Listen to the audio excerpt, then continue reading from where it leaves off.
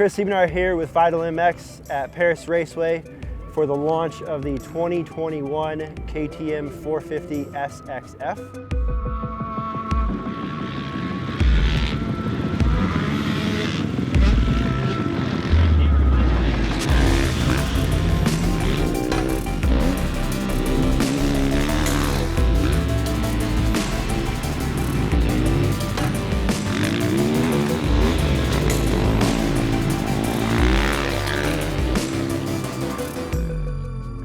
For 2021, KTM did rework their air fork. They added an oil and air bypass so that they took away a lot of the peak, some of the harshness that does tend to come up with some air forks that have been around in the past.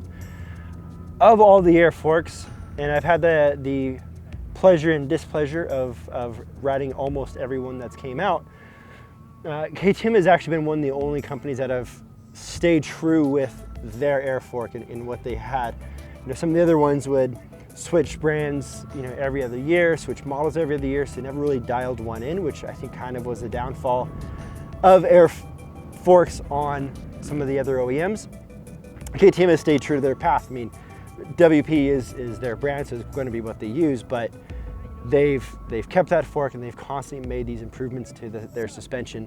So one of the things with the air forks that is still a trait, and I think will probably always be a trait of an air fork, is having to check air pressures, obviously at the beginning of the day. But not just at the beginning of the day and setting them, but going out riding, you have to get the air forks kind of up to temperature, up to the operating temperature. So you're always going to have an increase after your first ride or two. You know, for me, they said it did go up quite a bit after our first moto, and it made the force give it a real harsh feeling. Made going into corners, the braking bumps, really hard to get the bike planted and pointed where you want it to go. Came back in, the guys checked it, it was really high, so they bled it back down. And throughout the day, it just stayed there.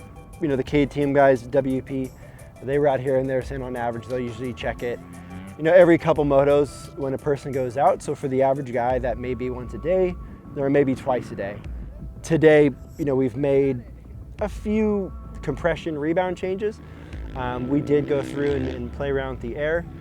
By the end of the day, you know, we've had a really good feeling front end.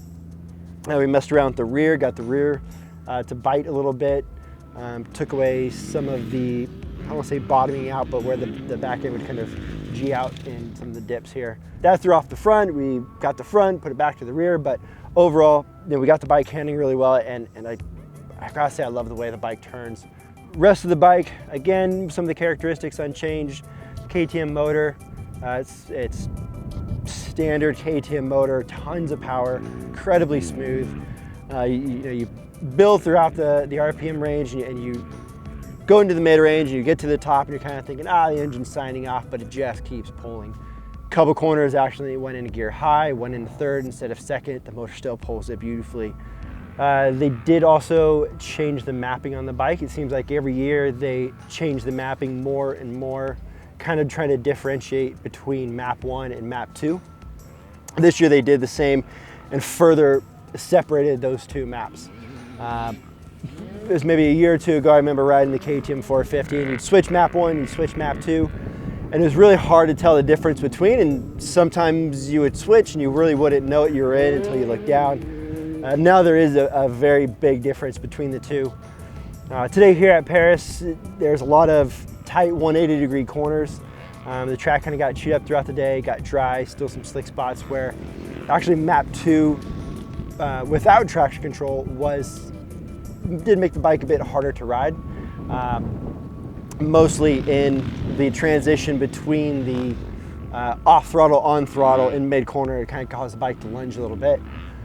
The thing KTM does have is they have traction control, so you can actually tone down map 2 a little bit. So you have map 1 traction control, map 2 traction control. And the traction control is kind of like a 0.5 of the maps, giving you, allowing you to tone down one or just leave it regular and raw and ride it the way that it is.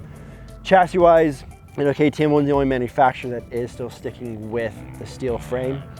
It's definitely a different feeling than aluminum frames bikes, where the aluminum does they bounce, they ricochet off stuff. They're a little bit, what I want to say, kind of a lively chassis, where steel frames, just by nature, they flex a little bit more. They absorb, you know, some of the nuances in the track that may kick a bike one way or the other. I feel, as opposed to the bike bouncing around, the KTM just, you know, wiggles its way through the track. Brakes, standard KTM, Brembo's phenomenal. The clutch is hydraulic, really easy to use, you know, no fatigue throughout the day, which is really nice. Graphics, they still sublimate the graphics into the plastics, so, you know, you don't get any wear. But the bike handled great. It absorbed, you know, all the chop. We were able to work with it throughout the day, a click here, a click there. The bike's a real joy to ride. So thank you to KTM for letting us come out and ride their 2021 450 SXF in Paris Raceway, providing good track. For more information on the 2021s that will be coming out, visit vitalmx.com. Also, stay tuned for the 2021 shootouts.